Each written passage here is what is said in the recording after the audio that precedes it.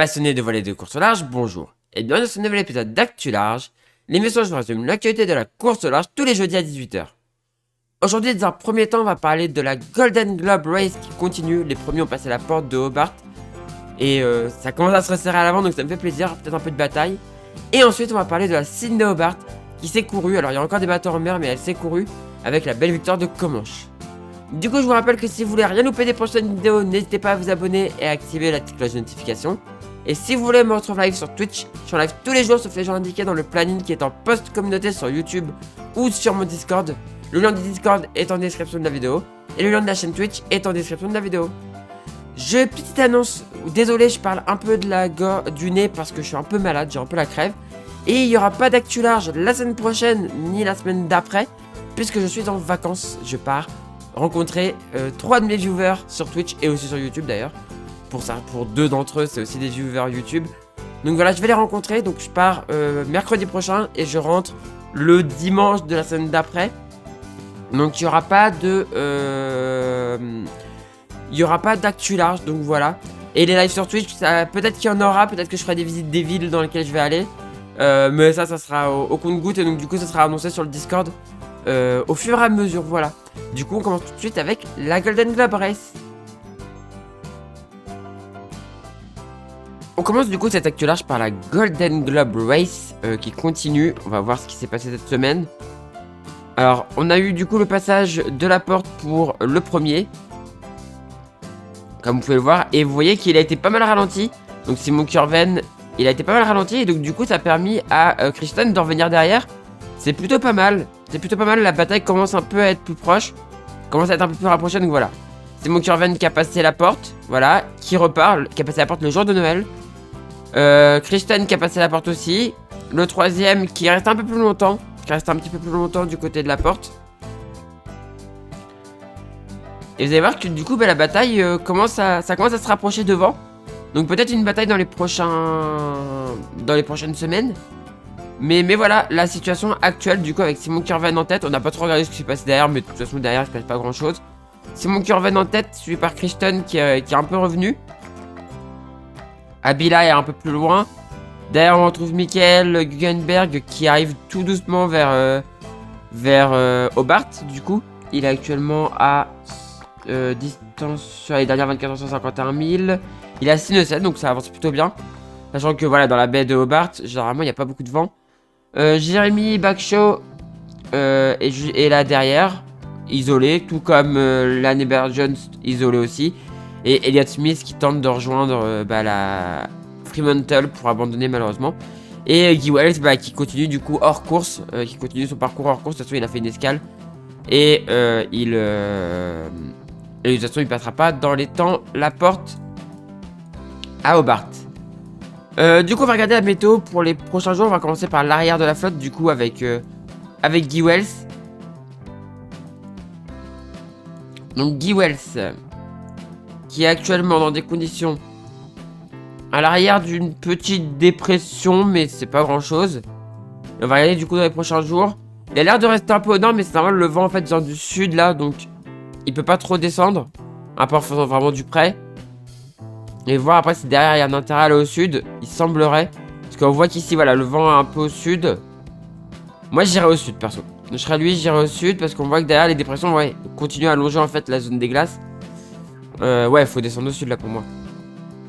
Et en fait, je pense que dès que vous voyez le vent il tourne à un moment donné, on va regarder. Voilà, le vent à un moment donné va tourner un peu au secteur ouest. À ce moment-là, je pense qu'il va décider à ce moment-là d'aller au sud. Je pense qu'il attend ce moment-là pour aller au sud. Et après, ouais, il faut aller au sud et avec des vents qui vont être de secteur ouest. Sud là c'est pas mal, même si c'est pas très fort, mais au moins il a un vent dans le bon sens. Et là, il sera pas là, mais voilà. Mais au moins il y a du vent quoi, il y a un peu de vent proche de la zone. Donc pour moi il faut s'approcher de la zone des glaces pour continuer à avancer. En plus des fois tu peux avoir un vent pas trop fort mais qui est dans le bon sens sud. Donc qui te permet d'aller tout droit en fait le long de la zone des glaces, c'est plutôt pas mal. Tu gagnes en distance, mais ça c'est cool. Ouais pour moi faut qu'il aille au sud parce qu'après en plus derrière ça sera du près ici alors que là ça sera du portant. Ouais pour moi il faut vraiment aller au sud et longer la zone des glaces. Ouais, c'est clairement ce qu'il faut faire. Et comme ça, tu peux choper des dépressions qui passent dans la zone des glaces, mais tu chopes le haut de la dépression, ça te permet d'aller un peu plus vite. On va aller voir du coup pour Elliot. Elliot, on va voir si les conditions vont être bonnes pour rentrer à Fremantle. Fremantle qui est... On le voit pas là. Non, on voit pas Fremantle. Mais je crois qu'il avait dit qu'il allait à Fremantle. Mais on verra. De toute manière, on verra. Il est encore loin. Il a fait que 50 000 en... Oui, c'est ça. C'est 50 et quelques mille en 24 heures, je crois. Il est à 3,5 actuellement. Et il a fait 46 000. C'est encore pire. Donc, c'est vraiment pas beaucoup. Donc, on va voir du coup. Et on va regarder aussi pour l'année Ebert Jones. Comment ça se passe pour lui. Alors, je disais, je parle un peu du nez. J'ai la crève. Comme beaucoup de gens en ce moment avec les changements de température. Donc, désolé, ça s'entend peut-être dans ma voix. Mais je parle un peu du nez. Les conditions ne devraient pas être trop dures pour lui. Du portant, normalement. Du sud. Du vent de sud. Normalement, il devrait pas prendre de grosses dépressions. Au moins jusqu'au 31. Ouais, des conditions plutôt cool pour Elliot. On va regarder d'abord Elliot et après on va faire l'Animerd Jones. Parce qu'il faut regarder un peu plus loin aussi pour l'Animerd Jones. Des conditions plutôt cool pour Elliot. Du portant. Donc il va pouvoir après remonter en fait. Soit contourner, soit... Ah, derrière il y a quand même une grosse dépression qui arrive là. Il va falloir faire attention à ça. Après c'est pas la première grosse dépression qu'il prend avec le bateau un peu abîmé mais... Pas très abîmé mais voilà. Ouais, ça devrait le faire. Au moins, c'est du vent qui le pousse vers la bonne direction, quoi. Après, du coup, il n'y a plus d'ouverture là, malheureusement. Donc, à partir du 2 janvier, c'est quand même beaucoup moins favorable. Il y aura une grosse zone de molle qui s'installerait là. Et surtout, un vent qui passerait au secteur est ici, donc plutôt du près. Donc, pour moi, il faudrait qu'il avance le plus loin ici, surtout avec une...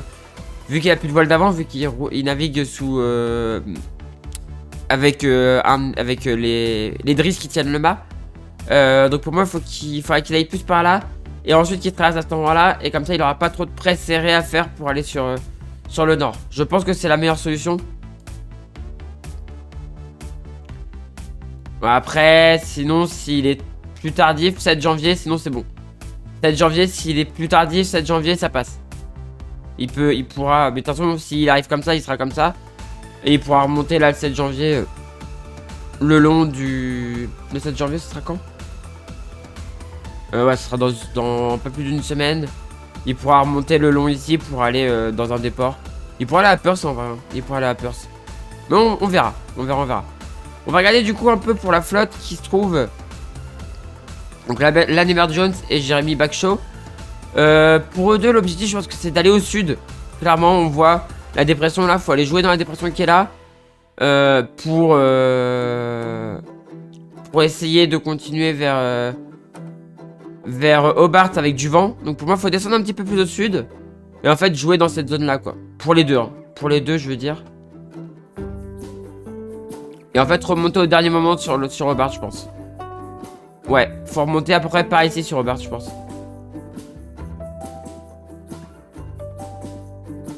Surtout que là il y a une zone de molle qui s'installe. Pour l'Animerd Jones, il faut vraiment descendre, je pense. Parce que là, la grosse zone de molle, elle est pas... Ouais, mais après, derrière, elle va aussi... Ouais. Ou alors, tu vas te mettre derrière la zone de molle et tu te déplaces avec elle. Ouais, non, finalement, faut peut-être essayer... Alors, peut-être descendre un peu, mais après, en fait, jouer derrière la zone de molle et en fait, avancer avec elle. Et comme ça, derrière, quand elle passe sur Hobart, boum, tu arrives sur Hobart, quoi. Je pense qu'il faut mieux se mettre derrière la zone de molle. Et en fait, avancer avec elle. Elle va avancer, donc du coup, tu peux la suivre. Et avancer vers Hobart. Je pense que Jeremy Backshaw sera rattrapé. Donc lui, en fait, il va avancer pareil avec la zone de molle. Mais toujours avec un peu d'avance, je pense, sur l'Animerd Jones. Et on va regarder du coup pour la tête de flotte. On va regarder les conditions pour la tête de flotte. Donc ici, on retrouve Michael Guggenberg. Et tout le reste. Donc à l'arrière, pas beaucoup de vent pour passer la porte. Pour Michael Guggenberg, ça va pas être facile. Alors que devant, Abila devrait pouvoir s'échapper un petit peu parce qu'il a un peu d'air. Il a un peu plus d'air, donc il va pouvoir s'échapper un peu. Ouais, pour Michael Guggenberg, ça va vraiment pas être facile d'aller chercher la porte. Parce qu'il n'y a pas beaucoup de vent. Il n'y a pas beaucoup de vent. Le vent re-rentre à partir d'ici. Et en fait, va aider Abila à s'échapper. Malheureusement pour Kristen, il y a un passage ici à faire. Donc elle va pas pouvoir en fait jongler faire comme ça. Elle peut pas faire la grande cuillère, c'est dommage, cette porte là gâche un peu tout. Parce que sinon elle aurait pu tenter une grande cuillère ici peut-être. Pour essayer de dépasser Simon Curven. Mais elle pourra pas, il va falloir qu'elle remonte. Donc au près. Dans les mêmes conditions, enfin dans pas beaucoup de vent après. On voit que derrière il n'y a pas beaucoup de vent. Et en fait à partir de ce moment là, après t'as de l'air. Hein. T'as de l'air, tu rentres dans une petite zone de molle ici qui a pas l'air de trop bouger. Et ça re-rentre pour Simon Curven par l'arrière. Le 1er janvier, donc il sera peut-être du côté de la porte ou un peu plus loin. Donc il y aura un peu d'air. Mais par contre il y a toujours cette zone de molle devant là. En fait, cette zone de molle qui va empêcher Simon Curven d'avancer trop vite quoi. Et peut-être recoller un peu les premiers. Et après, bah, va falloir commencer à essayer de jongler avec la zone des glaces.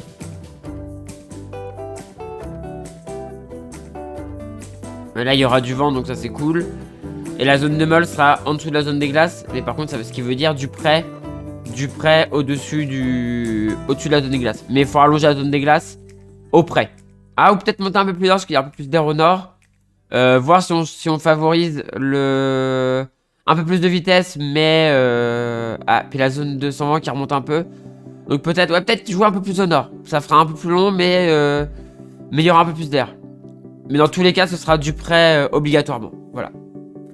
Et bah du coup, on a fini avec cette Golden Globe Race qui commence à redevenir un petit peu passionnante parce qu'on commence à avoir un resserrement à l'avant. On espère que ça va se resserrer et se battre. Et bien sûr, on suivra cette course quand je reviens, c'est-à-dire, je vous le dis tout de suite, le 19, donc prochain point sur cette Golden Globe Race, le 19 janvier dans Actu Large. Comme tous les ans, le 26 décembre, on a le départ de la Sydney-Hobart, donc entre Sydney et Hobart. Et on a eu une très belle course, avec, alors malheureusement pas de record, mais une belle bataille à l'avant, avec Comanche, toujours très bon bateau. Hein. J'ai très hâte de l'avoir sur Sailway. Alors d'ailleurs, je l'ai pas fait sur Sailway cette année parce que je me prépare pour The Ocean et je voulais pas trop me fatiguer. Parce que l'année dernière, j'avais vraiment laissé beaucoup d'énergie dans la course. Donc cette année j'ai pas voulu, mais voilà, très belle bataille à l'avant entre Comanche et... Alors voilà, là c'est le Comanche de 2017, faut pas confondre parce que là en fait c'est le record. Et là c'est le Comanche actuel, et donc derrière on voit que la bataille est assez serrée.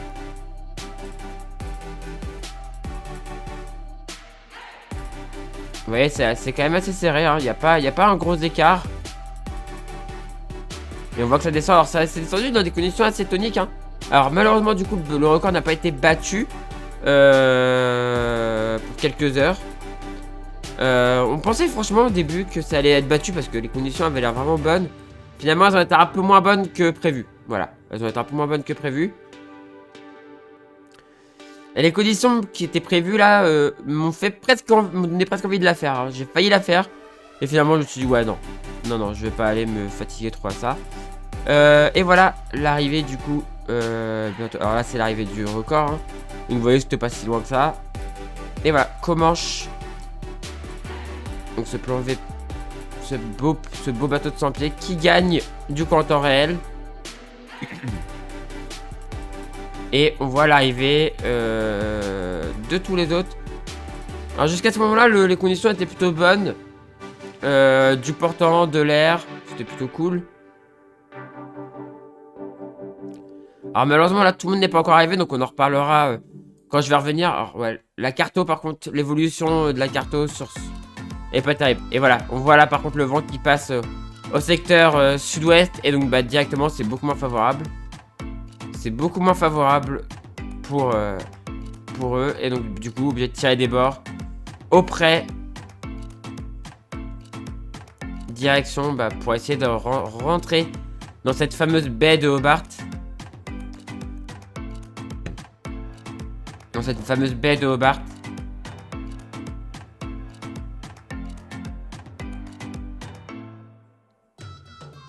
Et donc voilà la situation actuelle. Enfin, bientôt. Voilà, situation actuelle.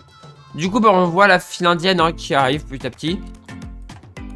On a encore quelques batailles là, par exemple entre Papillon et Cooper. Entre Hypnotic et Patrice Six. Entre Pulpido et Secret Means Business. Et voilà. Et donc on voit que sinon bah, ça bataille encore un peu derrière. Dans la descente vers... Dans la descente. Le vent est redevenu plus favorable. Alors pas très fort mais plus favorable. C'est du portant de nouveau. Et bah, on a les bateaux très loin. Hein, mais ça c'est les vieux bateaux. Et donc Kura Wong qui est dernier. Et qui va arriver tardivement. Mais on regardera son arrivée. Du coup bah, quand je reviendrai. Donc le 19 janvier. Le 19 janvier. Voilà. Mais du coup on va regarder le classement. Donc les line hours.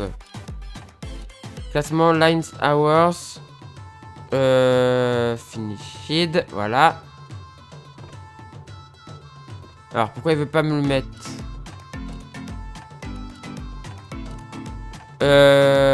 Racing. Non, bon, je sais pas pourquoi ils veulent pas me le mettre. Bon, c'est pas grave. Mais en tout cas, c'est Comanche qui a gagné. Donc Comanche a gagné devant Low Connect, qu'on avait déjà vu l'année d'avant. Jack Noir 3ème, devant Avoine Sauvage de l'île Hamilton 4ème. Soul 5ème, devant Stéphane Racing 6ème. Vivant 7ème, devant Groupe URM 8ème. Et 9ème place pour Monpenny, devant Sans Limite 10ème. On va pas faire tous les bateaux parce que bah il y en a beaucoup. Voilà, si vous voulez voir le classement. Voilà, donc là actuellement on a 53 bateaux d'arrivée. Le dernier c'est Coup de Feu qui arrive en 53ème position. Et après on a voilà tout le reste de la flotte. Donc bah, ça c'est ceux qui ont abandonné. Et donc il reste encore 100 bateaux. Il y a 100 bateaux qui peuvent encore arriver. Enfin qui peuvent encore entrer dans le classement du coup. Tout ça c'est des abandons. Et voilà, il peut y avoir jusqu'à 100 bateaux dans le classement là actuellement. Donc voilà, c'est une grande épreuve hein, c'est une grande épreuve la Sydney Hobart, très connue. Enfin, pas très connue dans notre coin mais qui est quand même une épreuve internationale et tout, donc voilà. Et c'est toujours un plaisir de la suivre.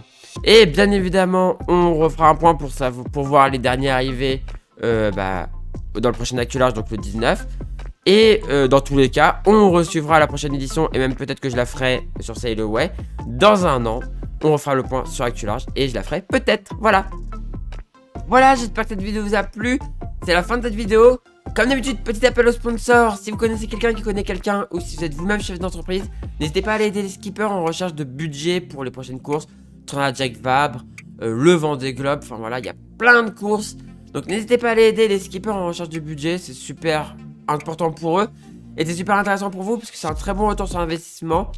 Les histoires commencent à se calmer, il n'y a plus, voilà, c'est en train de, voilà. La voile c'est un très bon retour sur investissement, très belle image et tout, donc n'hésitez pas à aller aider ces skippers, ça va être très bien pour vous et ça sera très bien pour eux, voilà. Du coup c'est la fin de cette vidéo, si ça vous a plu on fait briller le pouce en l'air, n'hésitez pas à commenter et à partager. Et si vous n'êtes toujours pas abonné à la chaîne, n'hésitez pas à vous abonner pour ne rater des prochaines vidéos. Quant à moi je vous dis à la prochaine pour une prochaine vidéo sur la chaîne Toria ou pour un live sur Twitch. Et du coup ciao tout le monde, ciao ciao ciao.